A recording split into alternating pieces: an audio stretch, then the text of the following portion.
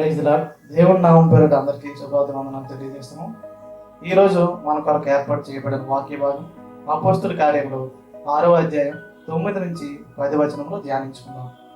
అప్పుడు లిబర్తనీయులు దనబడిన సమాజంలోను, కురేనీయుల సమాజంలోను, అలెగ్జాంద్రియ సమాజంలోను, కిలికియా నుండి, ఆసియా నుండి వచ్చిన వారిలో కొందరు వచ్చి స్టెఫెనుతో తర్కించరు గాని మాట్లాడేటందు అతడు అనుపరిచిన జ్ఞానమునకు అతన్ని ప్రేరేపించిన ఆత్మను వారు ఎదిరింపలేకపోయారు.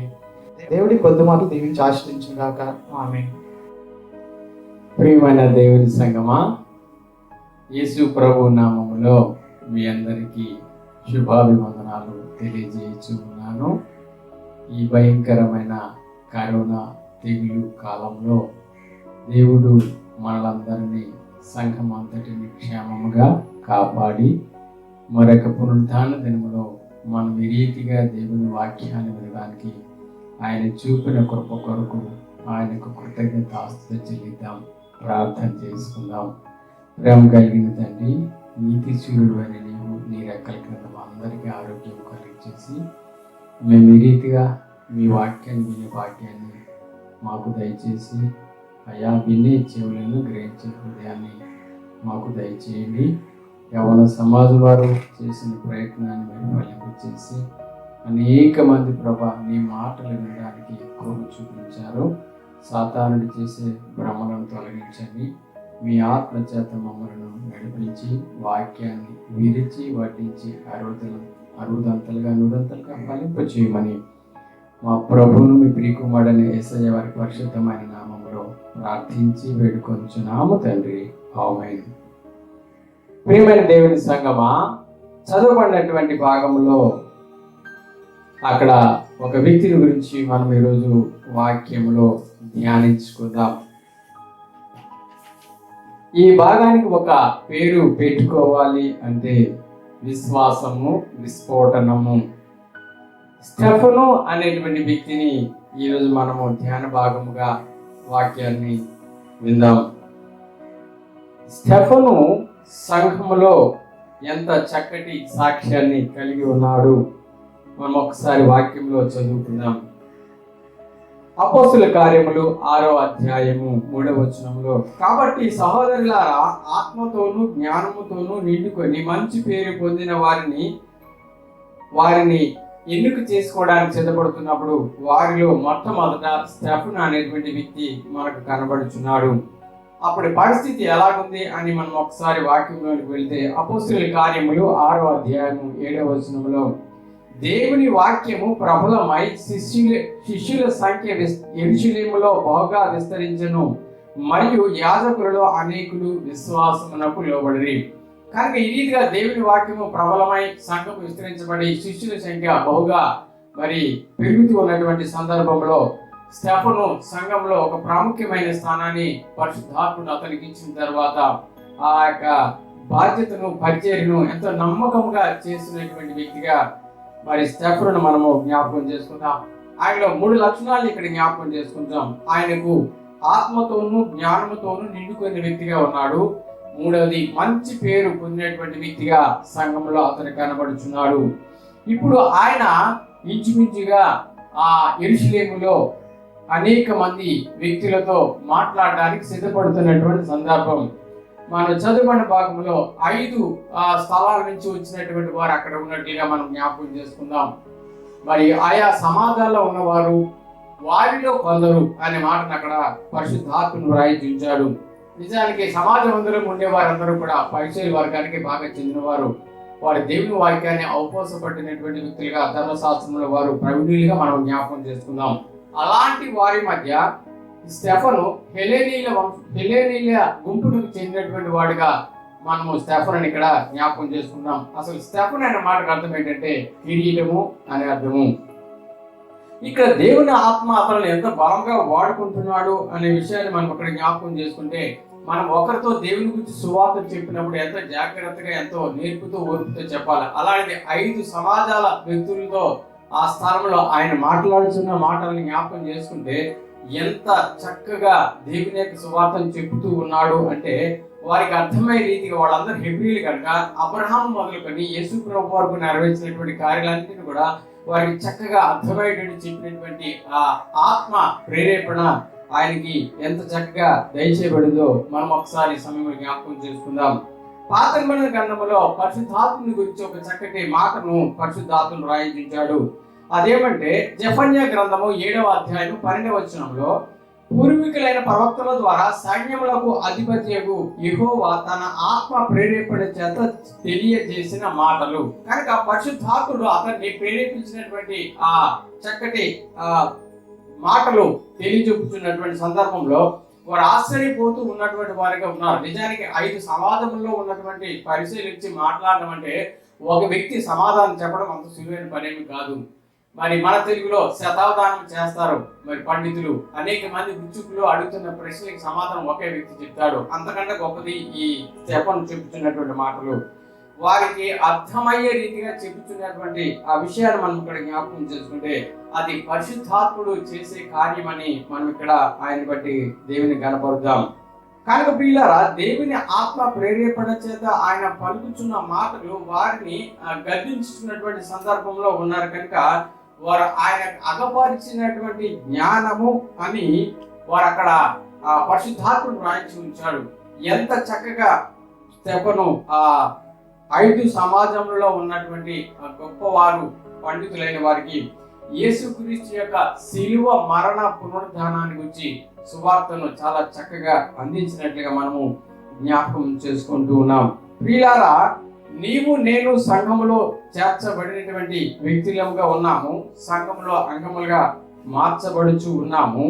మరి మనము దేవుని ఆత్మ ద్వారా నడిపించబడుతూ ఉన్నామా? స్టెఫను విశ్వాసములో బలపడుతున్నటువంటి వ్యక్తిగా ఉన్నాడు. అటువంటి విశ్వాసం కలిగిన వారముగా ఉంటున్నామా అనే విషయాన్ని మనము స్టెఫను ద్వారా హెచ్చరింపబడదాం. స్టెఫను చెప్పినటువంటి అద్భుతమైన మాటలు ఇంచుమించుగా చాలా మందిని అవి ఆ కత్తులతో పొడిచినటువంటి రీతిగా వారు ఆ మాటలను తట్టుకోలేకపోయినటువంటి ఆ సువార్తను మనం ఇక్కడ జ్ఞాపకం చేసుకుంటున్నాం. నేను గాని మీరు గాని దేవుని సువార్తను అందిస్తున్నప్పుడు ఇతరులకు అర్థమయ్యే రీతిగా మనము చెప్పగలుగుతూ ఉన్నామా? ఇతరుల మనలను గమనిస్తున్నప్పుడు మంచి పేరు పొందినటువంటి విశ్వాసముగా అటు సమాజంలోను ఇటు సంఘంలోను మనము జీవించగలుగుతూ ఉన్నామా? దేవుని యొక్క జ్ఞానము కలిగిన వారముగా ఉన్నామా, లేక వేరే ఏదైనా జ్ఞానము కలిగినటువంటి వారముగా ఉన్నామా అనే విషయాన్ని ఒకసారి మనం హెచ్చరింపబడతాం. సామెతల గ్రంథము 9వ అధ్యాయం 10వ వచనంలో యెహోవా యందు భయభక్తులు కలిగి ఉండుటయే జ్ఞానమునకు మూలము. అటువంటి జ్ఞానమును నీవు నేను కలిగి ఉన్నామా, లేదా లోక సంబంధమైన జ్ఞానము, దెయ్యాల సంబంధమైన జ్ఞానం కలిగి ఉన్నామా? ఆయన ఆత్మ అనుసరించి మాట్లాడేటువంటి సందర్భంలో పరిశుద్ధాత్ముడు నీకు నాకు నివాసమై ఉన్నాడు కనుక ఆయన ప్రేరేపణ చేత మనం మాట్లాడగలుగుతున్నామా, సాక్ష్యం ఇవ్వగలుగుతున్నామా, ప్రార్థించగలుగుతూ ఉన్నామా, విశ్వాసాన్ని కలిగి ఉంటున్నామా అని ఈ భయంకరమైన కడవరి దినాల్లో కరోనా తెగులు అనేటువంటి ఈ యొక్క మరణ దినాల్లో మనం జీవిస్తున్నాం. కనుక ఎవరి గురించి దేవుడు మనలను ఎన్నుకొని రక్షించుకున్నాడో వారి యొక్క మారు మనసు కొరకు నేను గాని మీరు గాని ఏ విధమైనటువంటి రీతిగా విశ్వాసం కలిగి ఉన్నాము, ఏ రీతిగా ప్రార్థనా శక్తి కలిగి ఉన్నాము, ఏ రీతిగా జ్ఞానం కలిగి ఉన్నాము అనే విషయాన్ని జ్ఞాపకం చేసుకుందాం. స్టెఫను జీవితంలో ఆ విశ్వాసం ద్వారా చేసిన కార్యాలు చూస్తే ఆయన ఎన్నో అద్భుతాలు, ఆశ్చర్య కార్యాలు కూడా చేశారని ముందుగా రాయబడింది. అంత బలంగా దేవుని కొరకు ఆ సమాజంలో వాడబడుతున్నటువంటి ఒకే ఒక వ్యక్తి స్టెఫను మాత్రమే అనే విషయాన్ని మనం జ్ఞాపకం చేసుకుందాం. విశ్వాసాన్ని గురించి మనకి ఏమిటి అర్థమైంది అంటే, విశ్వాసం అనేది నిరీక్షింపబడి వాటి యొక్క నిజ స్వరూపమును ఏదైతే మన కంటికి కనబడుతుందో అది ఉందని నమ్మటమే విశ్వాసం. కనుక నా విశ్వాసం కానీ మీ విశ్వాసం కానీ ఎలా ఉంది? కనబడితేనే ఉంటుందా, కనబడకపోతే మన విశ్వాసం లేదా అనే విషయాన్ని మనం ఇక్కడ హెచ్చరింపబడదాం. ఫిబ్రవరికి రాసిన పత్రిక 11వ అధ్యాయం 33-34లో వారి విశ్వాసము ద్వారా రాజ్యములను జయించిరి, నీతి కార్యములు జరిగించిరి, వాగ్దానములను పొందిరి, సింహముల నోళ్లను మూసిరి, అగ్ని బలమును చల్లార్చిరి, ఖడ్గదారిని తప్పించుకొని బలహీనులైగా ఉండి బలపరచబడి యుద్ధములో పరాక్రమశాలులై అన్యుల సేనలను పారదోలి. ఇటువంటి అద్భుత కార్యాలు విశ్వాసం ద్వారా జరిగించినటువంటి ఆ స్టెఫను జీవితంలో ఉన్నటువంటి మంచి లక్షణాలు నా జీవితంలో మీ జీవితంలో ఉన్నాయా లేవా? మనము విశ్వాసం ద్వారా దేవుని రాజ్యాన్ని మరి విస్తరింపజేయడానికి మనం ఎలాగో పోరాడుతూ ఉన్నాం? అగ్ని బలమును చల్లార్చగలుగుతున్నామా? వాగ్దానాలు ఇచ్చినటువంటి దేవుని ద్వారా ఆ వాగ్దానం పొందగలుగుతున్నామా? లేదా వాగ్దానాన్ని విడిచిపెట్టేసి నా దారిని నేను, మీ దారిని మీరు నడుస్తూ ఉన్నారా అనే విషయాన్ని జ్ఞాపకం చేసుకుందాం. ప్రియులారా, మనం బలహీనమైన సంగతిని జ్ఞాపకం చేసుకుందాం. కానీ మనము బలపరచబడుతూ ఉండేటువంటి వారముగా ఆత్మ నడిపింపు చేత మనం బలపరచబడుతూ ఉంటాం. కనుక పరిశుద్ధాత్మని యొక్క పర్యవేక్షణలో మీరు కానీ నేను కానీ నడిపించబడవలసినటువంటి అవసరత ఈ కడవరి దినాల చాలా ఎక్కువగా ఉంది. మరి మీరు కానీ నేను కానీ ఏ రీతిగా నడుచు ఉన్నాం? సాధారణుడైతే భ్రమపరిచేటువంటి వాడుగా ఉంటాడు. నీవు దేవుని వాక్యాన్ని చదువుతూ ఉన్నవాడవుగా, ప్రార్థన చేస్తూ ఉన్నవాడవుగా, విశ్వాసములు బడపడుతూ ఉండేవాడవుగా ఉన్నావా? లేదా సాతానుడు ఈ యొక్క కడవరి దినాల్లో, ఈ కరోనా వైరస్ అనేటువంటి దినాల్లో మనల్ని భ్రమపరుస్తూ నువ్వు ఇంట్లో కూర్చో, ఏం పర్వాలేదు, నీకు ఇష్టమైనట్టు జీవించు, మరి సాతాను చెప్పేటువంటి కార్యాలు చేయి, మరి అలాగ నేను జీవించి సంతోషపరచని సాతానుడి నేను ఒకవేళ భ్రమపరిచే స్థితిలో ఉంటున్నావేమో. దేవుని సమయాన్ని దొంగిలించి సాతానుడికి ఉపయోగించే వారముగా ఉన్నామా? లేదా దేవుని సమయాన్ని దేవునికి వినియోగించే వారముగా ఉన్నామా అనే విషయాన్ని మనం జ్ఞాపకం చేసుకుందాం. ప్రియులారా, స్టెఫను జీవితంలో 5 సమాజాలలో ఉన్నటువంటి పేరున్నటువంటి వారిలో కొందరు మాత్రమే సమాజంలో కూర్చొని మాట్లాడుతున్నటువంటి సందర్భంలో నేను కానీ మీరు కానీ అనేక సమాజాలు మనకు వచ్చినాయి. ఆర్య సమాజం, దివ్యజ్ఞాన సమాజం, ఎన్నెన్నో మనకి ప్రశ్నలు వేస్తుంటాయి. వాటికి మనము సమాధానం చెప్పి యేసుక్రీస్తు ఆయన అక్కడే మరి ప్రాయశ్చిత్తం చేసి మరణాన్ని జయించి తిరిగి లేచినటువంటి వాడు, ఆయన ద్వారానే ముక్తి లభిస్తుందని నేను కానీ మీరు కానీ ధైర్యంగా చెప్పగలుగుతున్నామా? భయపడిపోయి, సమాజానికి భయపడిపోయి, మనుషులకు భయపడిపోయి దాక్కుంటూ ఉండే వారంగా ఉన్నామా? సఫల జీవితంలో హతసాక్షి జీవితాన్ని కూడా సిద్ధపడ్డాడు. ఎంత చక్కటి సాక్ష్యాన్ని స్టెఫను ఇచ్చాడో, అతడు ఎంత బలంగా దేవుని కొరకు వాడబడ్డాడో, ఆత్మ ద్వారా నడిపించబడ్డాడో, అంత గొప్ప హతసాక్షి జీవితాన్ని జీవించడానికి తన ప్రభు అయినటువంటి యేసుక్రీస్తు కొరకు తన ప్రాణాన్ని ఇవ్వడానికి కూడా సిద్ధపడిన వారిగా ఉన్నారు. మీరు నేను ఈ యొక్క దినాల్లో ఎలా ఉంటున్నాం? మరి కరోనా వైరస్ అనేటువంటి తెగులు మరి విజృంభిస్తున్నటువంటి ఈ తరుణంలో సమయమును పోనీయక సద్వినియోగం చేసుకునే వారంగా ఉన్నామా? దేవుని ఆత్మతో నడిపించబడుతున్న వారముగా ఉన్నామా? లేదా సాతానుడు నన్ను భ్రమపరిచేటప్పుడు భ్రమపరిచే వారంగా ఉన్నామా? ఏ రీతిగా ఉన్నామో మనం జ్ఞాపకం చేసుకుందాం. మరి 5 సమాజంలో ఉన్నటువంటి వారు అతడు మాట్లాడినటువంటి విధానము, అతడు అగుపరిచిన జ్ఞానము, అతడు దేవుని ఆత్మచేత నడిపించబడుతున్నప్పుడు వారు అతనిని ఎదిరింపలేకపోయి, అది ఆ మాట జ్ఞాపకం చేసుకుందాం. నేను కానీ మీరు కానీ దేవుని వాక్యం ద్వారా మాట్లాడుతున్నప్పుడు మనకెవరు కూడా ఎదురు రావడానికి అవకాశం లేదు. ఎందుకంటే ఆత్మ మనలను ఆ రీతిగా నడిపిస్తాడు. కనుక నువ్వు నిద్రాత్మను పొందావా? నిజానికి పరిశుద్ధాత్మని కలిగినటువంటి వాడుగా లేచి దేవుని ప్రార్థించి స్థుతించగలుగుతూ ఉన్నావా? యెహోవా యందు భయభక్తులు కలిగి ఉంటే జ్ఞానమునకు మూలము. సామెతల గ్రంథము 9:10. నువ్వు ఏ జ్ఞానం పొందడానికి భయభక్తులు కలిగి ఉన్నావా? లేదా దేవుని అంటే భయం లేకుండా, దేవుడు అంటే భక్తి లేకుండా జీవిస్తూ ఉన్నావా?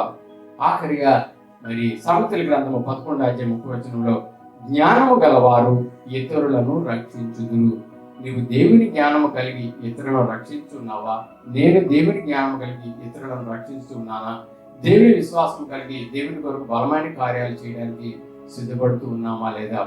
దేవుడి కొద్ది మాటను మనమిలో దీవించును గాక. ప్రియమైన సంగమా, మరి ఈ కరోనా వైరస్ తెగులు కాలంలో లాక్డౌన్ అనేటువంటి ప్రభుత్వం విధించినటువంటి నిబంధనలు మనం కాబట్టి మీరు గృహాలను ఉండి దేవుని యొక్క సన్నిధానంలో గడపండి, ప్రార్థన చేయండి, విశ్వాసంతో బలపరచండి, సంఘం కొరకు ప్రార్థన చేయండి, మన దేశం కొరకు, అలాగే మన దేశంలో ఉన్నటువంటి 850 జిల్లాల్లో ఉన్న కలెక్టర్లను, జాయింట్ కలెక్టర్లను, సబ్ కలెక్టర్లను, డిప్యూటీ కలెక్టర్లను, మరి ఎస్పీలను, అడిషనల్ ఎస్పీలను, డిప్యూటీ ఎస్పీలను, అలాగే సర్కిల్ ఇన్స్పెక్టర్లను, సబ్ ఇన్స్పెక్టర్లను, civil sessions, criminal mobile fast court ఉన్న న్యాయమూర్తులను, 6000 మండలాలు ఉన్న తహసీల్దార్లను, సబ్ రిజిస్ట్రార్లు, సబ్ రిజిస్టర్ ఆఫీసులు ఉన్న వారిని, ఎంఈఓలను, ఈఓలను జ్ఞాపకం చేసుకోండి. 6 లక్షల గ్రామాల్లో ఉన్నటువంటి గ్రామ పంచాయతీ సర్పంచ్, ఉప సర్పంచ్, వార్డు మెంబర్లను ఈవోలను జ్ఞాపకం చేసుకునండి. కేంద్ర ప్రభుత్వంలో ఉన్నటువంటి మరి రాష్ట్రపతి రామ్నాథ్ కోవింద్ గారిని, ఉపరాష్ట్రపతి వెంకయ్య నాయుడు గారిని, ప్రధానమంత్రి మరి నరేంద్ర మోడీ గారిని, అలాగే హోంమంత్రి అమిత్ షా గారిని, మరి ఆర్థిక శాఖ మంత్రి నిర్మలా సీతారామన్ గారిని జ్ఞాపకం చేసుకుందాం. అలాగే లోక్సభ, రాజ్యసభ స్పీకర్లు, అధ్యక్షులు, ఉపాధ్యక్షులు, సహాయకులు, అదనపు సహాయకులను జ్ఞాపకం చేసుకుందాం. అధికారంలో ఉన్నటువంటి క్యాబినెట్, ఇండిపెండెంట్ డిప్యూటీ సహాయక మంత్రులను, ప్రతిపక్షంలో ఉన్నటువంటి ఎంపీలను జ్ఞాపకం చేసుకుందాం. సుప్రీంకోర్టు ప్రధాన న్యాయమూర్తి కానీ మిగతా న్యాయమూర్తులను, ఎన్నికల ప్రధాన కమిషనర్లను, మిగతా కమిషనర్లను, reserve bank of India governor గారిని, సిబిఐ చీఫ్ను బట్టి, అలాగే రీసెర్చ్ అండ్ అనాలిసిస్ వింగ్లో ఉన్న వారిని బట్టి ప్రార్థన చేద్దాం. ముఖ్యంగా కాశ్మీర్లో మరి ఉగ్ర మూకలు మన భారతదేశ దళాలపై దాడి చేసి కొంతమందిని హతమార్చాయి. మరి మన సైనికులు ఎవరు చనిపోకుండా వారి యొక్క క్షేమం కొరకు ఆ మంచు పర్వతాల మధ్య మన సైనికులు ఎంతో ప్రాణాలు తెగించి మనలను కాపాడడానికి వారు ఎంతగానో సిద్ధపడుతున్నారు. వారి క్షేమం కొరకు ప్రార్థన జ్ఞాపకం చేసుకోండి. మన రాష్ట్ర ముఖ్యమంత్రి గౌరవనీయులైనటువంటి జగన్మోహన్ రెడ్డి గారిని, గవర్నర్ గారిని, క్యాబినెట్, ఇండిపెండెంట్ డిప్యూటీ మంత్రులను, మరి ఆయా శాఖల అధిపతులను మరి ప్రత్యేకించి మీరు ప్రార్థనలో జ్ఞాపకం చేసుకుని మన రాష్ట్ర క్షేమం కొరకు, మన జిల్లా క్షేమం కొరకు, మన మండలం, మన గ్రామ క్షేమం కొరకు, ముఖ్యంగా తెలుగు బాప్టిస్ట్ సంఘం యొక్క క్షేమం కొరకు, విశ్వాసులు పాల్పడటం కొరకు సాతానుడు ఎటువంటి శోధనలు, ఎటువంటి ఇబ్బందులు కలిగించకుండా సాతానుడి కార్యాలకు అపజయానికి కలిగించి మనకు విజయం దయచేలాగిన ప్రార్థనలో జ్ఞాపకం చేసుకోమని ముఖ్యంగా మిమ్మల్ని మనం చేస్తున్నాను. ప్రార్థన చేసుకుందాం. ప్రేమ కలిగిన తండ్రి, స్టెఫన్ జీవితంలో మాకు దయచేసినటువంటి 5 అంశాలను బట్టి మీకు వందనాలు, స్తోత్రాలు. మంచి పేరు పొందాడు, ఆత్మచేత నడిపించబడుతున్నాడు, జ్ఞానం నింపబడ్డాడు, ఎంత చక్కటి సాక్ష్యం ఇచ్చాడంటే తన ప్రాణాన్ని కూడా నీ కొరకు సమర్పించాడు. మేము ఏ రీతిగా ఉన్నామో ఈ యొక్క కడవరి దినాల్లో మరొకసారి మమ్మల్ని స్టెఫన్ జీవితం ద్వారా హెచ్చరించి వందనాలు, స్తోత్రాలు. ఈ వాక్యాన్ని అరుదంతగా ఫలింపు చేయమని మా ప్రభువును మీ ప్రియకుమారుడైన యేసయ్య వారి పరిశుద్ధమైన నామములో ప్రార్థించి వేడుకొంచున్నాము తండ్రి. ఆమేన్. అందరికీ వందనాలండి.